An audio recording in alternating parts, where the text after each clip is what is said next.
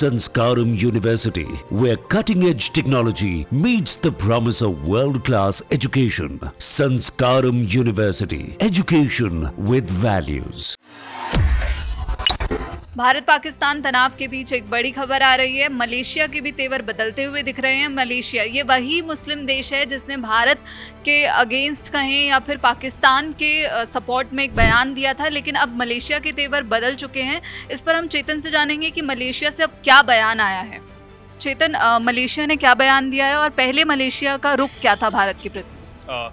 देखिए सोनम, पहले तो हम बता देते हैं कि जो डेलीगेशन हमारा अलग अलग देशों में गया हुआ है वो पहलगाम अटैक जो भी पाकिस्तान के आतंकियों ने किया और उसके बाद कैसे ऑपरेशन सिंदूर चलाकर हमने आतंकी ठिकानों को तबाह किया, वो सब कुछ दुनिया को बताने के लिए गया हुआ है, अलग अलग जिसमें लोग हैं। ठीक है, मलेशिया जो है डेलीगेशन पहुंचता है, जिसमें संजय कुमार झा भी जो है MP हैं, वो जाते हैं और भी बहुत सारे जो मंत्री होते हैं वो भी उस डेलीगेशन में शामिल होते हैं।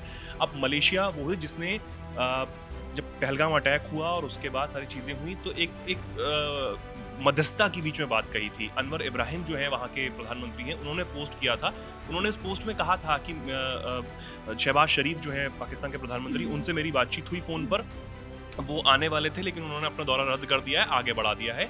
और पहलगाम अटैक पर बोलते हुए कहा कि जो पहलगाम अटैक हुआ है कश्मीर मुद्दा है, हम उसको बातचीत से सुलझा सकते हैं, मैं मध्यस्थता कर सकता हूँ, मतलब मलेशिया मध्यस्थता कर सकता है, ये वाली बात उन्होंने कही थी। और इसको एक तरीके से पाकिस्तान के समर्थन में ही माना गया। वो समर्थन में इसलिए माना गया क्योंकि पाकिस्तान भी वही बोल रहा था कि पाकिस्तान का कोई लेना देना नहीं है, हम इसमें जांच में सहयोग करेंगे, तमाम चीज़ें करेंगे। अरे आप क्या जांच में सहयोग करेंगे जब आपकी तरफ से सब कुछ हो रहा है? ठीक है, वो अलग बात है। लेकिन अभी जो हुआ है, अब कैसे पलटा इस डेलीगेशन के तमाम बयानों के बाद, जो मलेशिया की नेशनल यूनिटी की उप मंत्री हैं सरस्वती कंडासामी, उन्होंने भारत का पक्ष लिया है। ये एक बहुत बड़ी खबर है।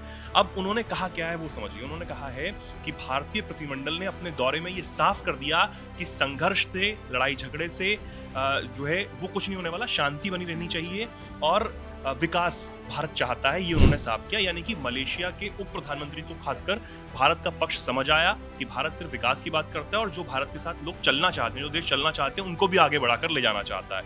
वो यही नहीं, उन्होंने ये एक इंटरव्यू दिया था, तब उन्होंने ये सारी बातें कही। उन्होंने ये भी कहा कि जो पहलगाम अटैक हुआ उसके जवाब में भारत ने ये एक्शन लिया था, किसी भी सिविलियंस को नहीं मारा है, किसी को भी सेना को अटैक नहीं किया, ये उन्होंने साफ तौर पर कहा।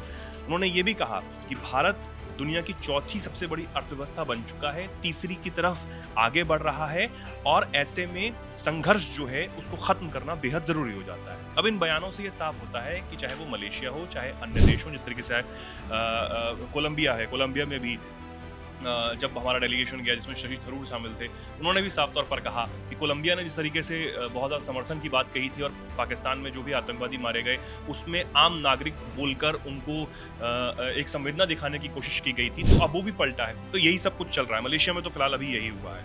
और मलेशिया ये वही देश है जिसने अनुच्छेद 370 हटने के बाद जो है भारत का नहीं पाकिस्तान का समर्थन किया था और अनुच्छेद 370 जो कश्मीर में हटाया गया था मोदी सरकार के द्वारा, उसकी कड़ी आलोचना की थी।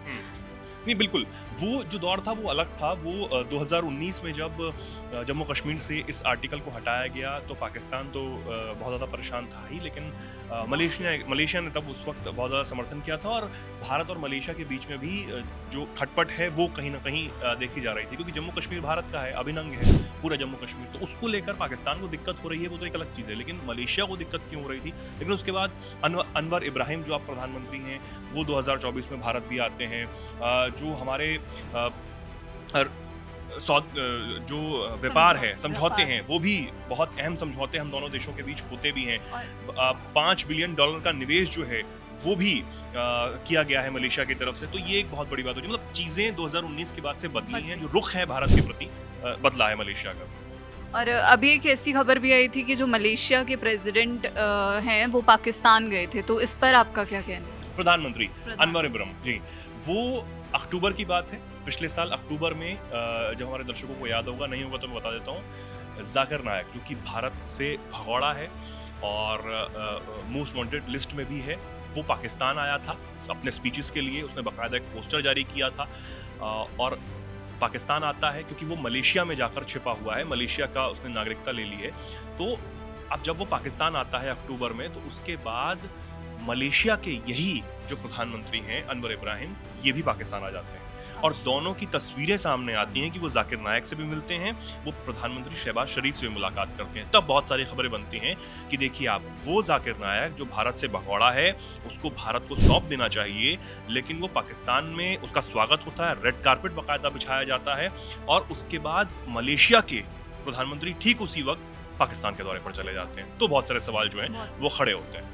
तो अभी फिलहाल मलेशिया का जो बयान आया है वो उससे यही साफ होता है कि वो भारत के समर्थन में खड़ा होता हुआ दिख रहा है और पाकिस्तान पर जो उसने बयान दिया था अब उस पर भी उसके तेवर बदलते हुए दिख रहे हैं। जैसे ही शशि थरूर कोलंबिया में गए थे तो जो कोलंबिया ने पाकिस्तान में भारत ने जब कार्रवाई की थी उसमें जिनकी भी जितने लोगों की मौत हुई थी उस पर अपनी संवेदना व्यक्त की थी, लेकिन उसके बाद जब शशि थरूर ने इस मुद्दे पर कोलंबिया को धोया तो कोलंबिया का बयान काफ़ी हद तक बदल गया। अब एक और देश, मुस्लिम देश मलेशिया का भी यही हाल है। तो अब देखते हैं कि भारत ने जिस तरह से अपने डेलीगेशन को कई देशों में भेजा है और आतंकवाद और आतंकवाद के आकाओं का एक तरह से अंत, या फिर ये कहें कि पाकिस्तान को बेनकाब करने के लिए सभी सामने आ रहे हैं और बहुत सारे देश भारत के समर्थन में खुलकर उतरते हुए दिख रहे हैं, चाहे वो इजराइल हो, रूस हो, और अब भारत की साख को हर कोई पहचान रहा है। बाकी ऐसी खबरों के लिए जुड़े रहिए दैनिक जागरण के साथ।